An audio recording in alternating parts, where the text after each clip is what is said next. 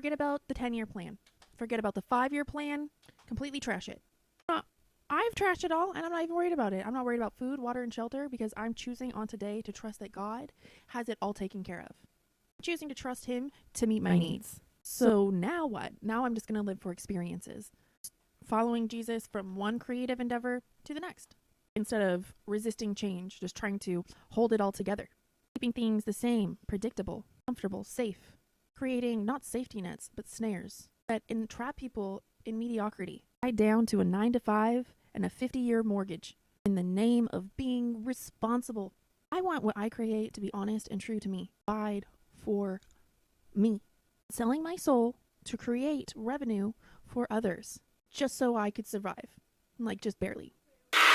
For so long, I've been wrapped up in survival and survival alone. Like, all of my main focus is here and not on here, where it needs to be, where the main focus needs to be. And so, of course, like, I want to have these businesses that create communities and build ecosystems, and I have plans for these things, and I have plans for what I'm going to do for housing and work and everything like that. But it's come down to the fact that it's been just this and this alone.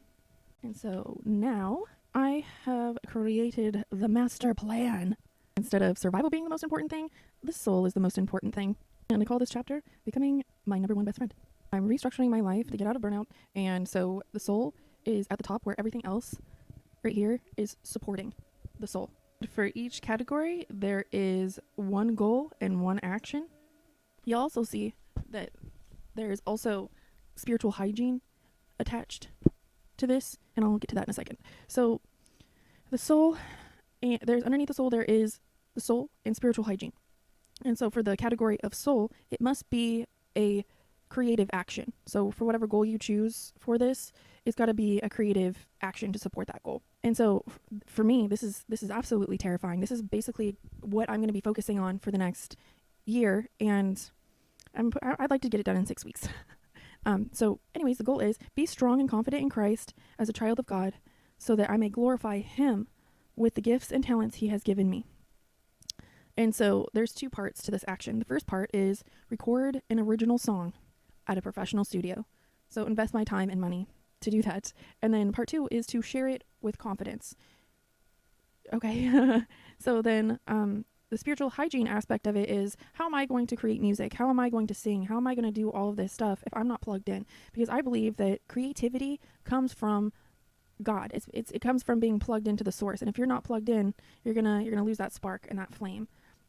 And so I believe that art is a way of experiencing, my personal way of experiencing God, my art. And I believe that it's the same and it's true for everybody else. So my goal is to read my Bible every day. And the action to support that goal is to stay plugged in, is to write down insights throughout the week and share it with my fellow faithful squires and do it on the same day each week. And now the big thing is I can write this down and I can come up with a plan all day long, but now it's time to institute the plan. It's time to put this plan into action, because if I don't do something and make a different plan and put a different focus into my life, things are going to stay exactly the same, and I just can't have that. And so there's other things here, but they're just to support the soul, and I won't go into it into detail, but you'll see that there's the mind, the body, and the survival.